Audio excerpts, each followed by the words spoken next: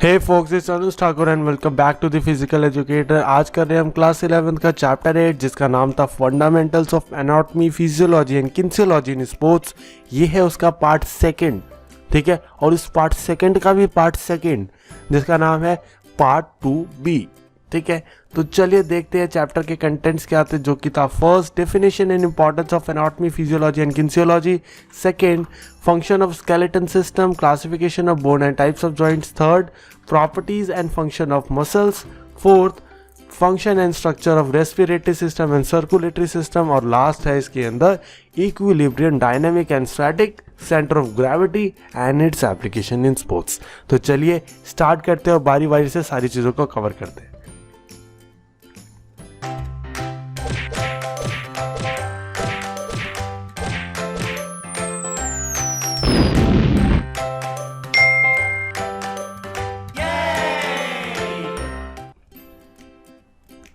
तो चलिए स्टार्ट करते हैं और देखते हैं सबसे पहले पार्ट सेकंड का भी पार्ट भी, जिसका अंदर हम कवर करने वाले हैं classification of bones and types of joints, ठीक है।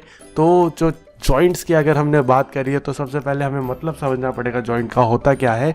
तो जॉइंट जो है वो जस्ट एक कनेक्शन है बिटवीन टू बोन्स। अगर मैं बोलूँ जॉइंट क्या है, एक बोन ये है, दूसरी बोन ये है, तो यहाँ पे जो ये कनेक्शन है इनका, जो ये जुड़ते हैं, वो है एक जॉइंट, ठीक है।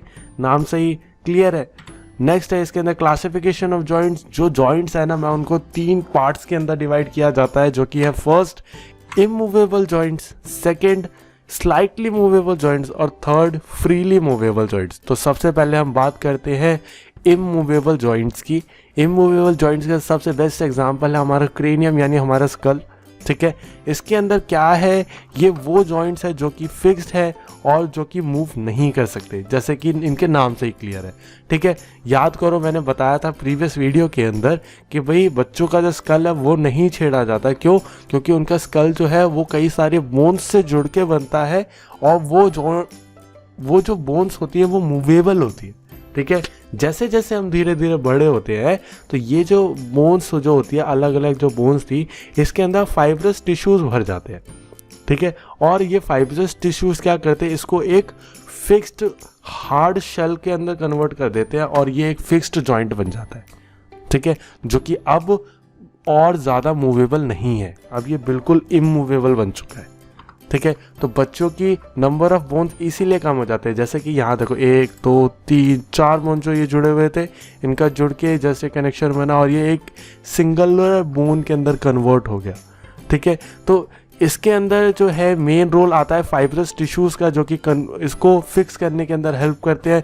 तो इसीलिए इसको फाइब्रस जॉइंट्स भी बोला जाता है, ठीक है। नेक्स्ट है इसके अंदर slightly movable joint. Slightly movable joints are those joint which are slightly movable, ठीक है। एग्जाम्पल इसका वर्टिब्रल कॉलम, ठीक है। Surface of bones are separated by some intervening substances and make them slightly movable. यहाँ पे जो बोन्स होती है वो डायरेक्टली कनेक्टेड नहीं होती, इनके बीच में है ना एक गैप होता है, और ये जो गैप होता है यही हेल्प करता है इन बोन्स को मूवमेंट देने के अंदर, इन जॉइंट्स को मूवमेंट देने के अंदर।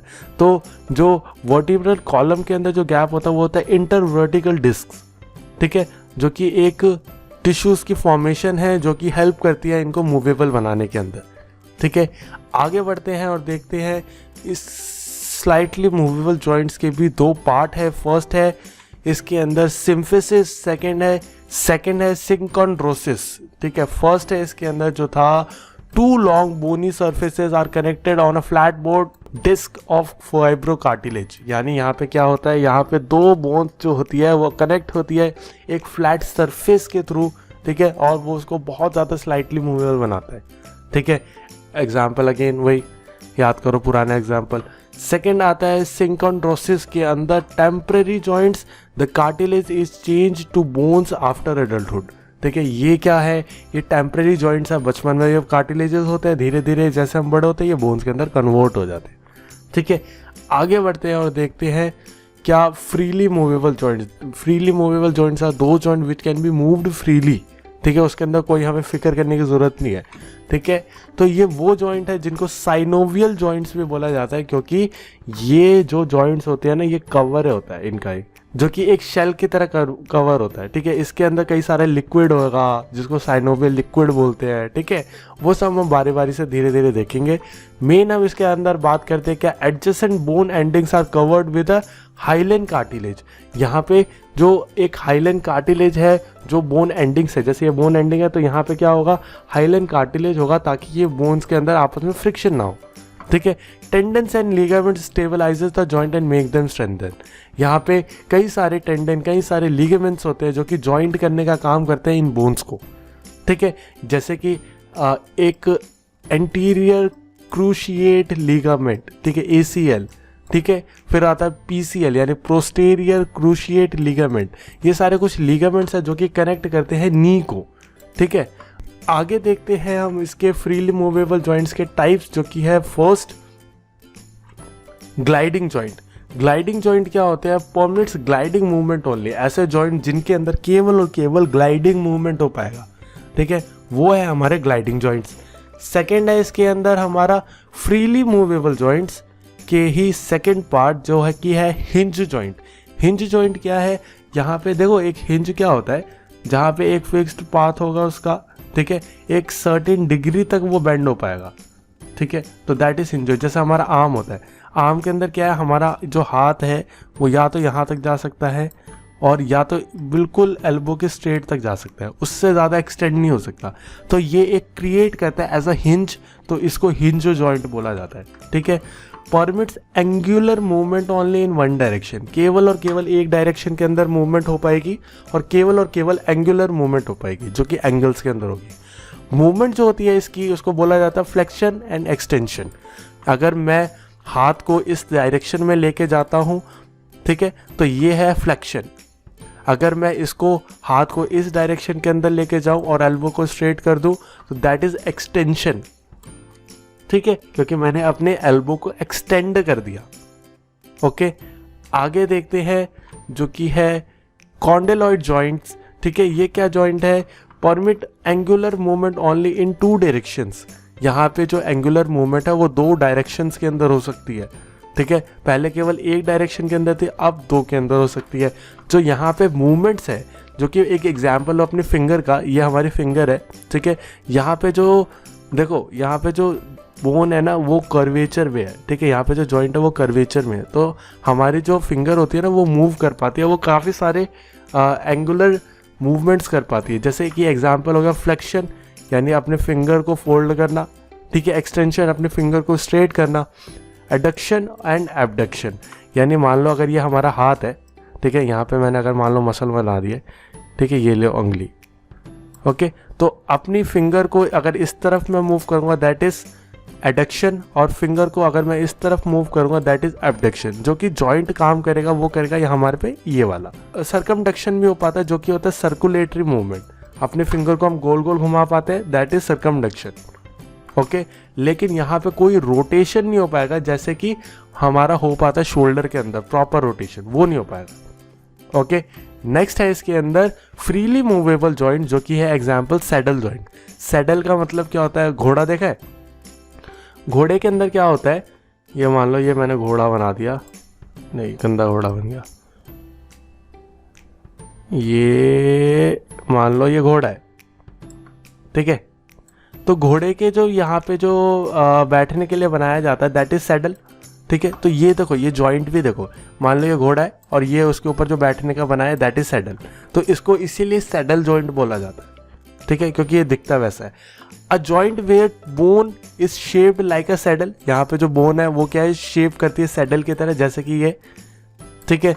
And the other is resting on a rider as a horse, जैसे मान लो ये हो गया घोड़ा हमारा हॉर्स, ठीक है, और ये होगी सैडल, तो इसीलिए इसको सैडल जॉइंट बोलते हैं। Provide stability to the bone while providing more flexibility than hinge और ग्लाइडिंग जॉइंट, ठीक है। ये ज़्यादा फ्लेक्सिबल है और ज़्यादा स्टेबल भी है, क्योंकि यहाँ पे देखो अगर जब घोड़ा चलता है तो क्या सैडल हिलता, हमारा नहीं हिलता, ठीक है, हिलेगा, मूवमेंट होगी, लेकिन वो फिक्स्ड है, वो मतलब बहुत ज़्यादा स्टेबलाइज्ड है और तुम्हें मूवमेंट भी अच्छी देता है क्योंकि सैडल है, ओके। नेक्स्ट है, आगे हम बात करते हैं फ्रीली मूवेबल जॉइंट का अगला पार्ट, जो कि है बॉल एंड सॉकेट जॉइंट, जो कि प्रेजेंट होता है हमारे शोल्डर्स के अंदर, ठीक है। हमारा शोल्डर जॉइंट जो होता है वो angular movement in all direction and a pivot movement. ठीक है, यहाँ पे जो एंगुलर मूवमेंट है हर डायरेक्शन के अंदर पॉसिबल है। ठीक है, in this joint are round shaped head lies in a cup like cavity. यहाँ पे देखो राउंड शेप्ड हेड जो कि एक कप लाइक कैविटी के अंदर घुस जाता है या और यहाँ पे ये एक मूवमेंट देता है। ठीक है, जो कि हमारे प्रेजेंट होता है शोल्डर के अंदर। ये हमारा एक शोल्डर जॉइंट है। ठीक है, आगे बात करते हैं हम फ्रीली मूवेबल जॉइंट के अंदर पाइवट जॉइंट। जो पाइवट का मतलब क्या होता है? ठीक है, अगर देखा जाए, मान लो ये एक पेन है, पेन के ऊपर मैंने एक कटोरी रख दी। अब ये क्या होगा, ये रोटेशन कर पाएगा, दैट इज पाइवट। जैसे कि हमारा ये जो वर्टिब्रेट कॉलम आ रहा था, इसके ऊपर मैंने स्कल रख दिया, स्कल फिक्स तो हो गया और ये एक रोटेटरी मूवमेंट दे पाता हमें इस डायरेक्शन के अंदर भी और इस डायरेक्शन के अंदर। That is our pivot joint. ठीक है, rotatory movement in one axis only. ठीक है, दैट इज पाइवट जॉइंट। ठीक है, तो यहाँ पे कवर हो जाता है हमारा सारा कुछ और बस यही थे टाइप्स ऑफ जॉइंट। पार्ट 2 हो चुका है ख़त्म। मेरे पास एक क्वेश्चन है आपके लिए, मुझे बताओ what provide stability to the joint. Joint को स्टेबलाइज करने का काम किसका है, ये मुझे बताओ। Thank you so much, see you in the next video. Next video would be on part 3 जो कि होगा प्रॉपर्टीज ऑफ मसल के बारे में। Okay, so subscribe to the channel and thank you so much.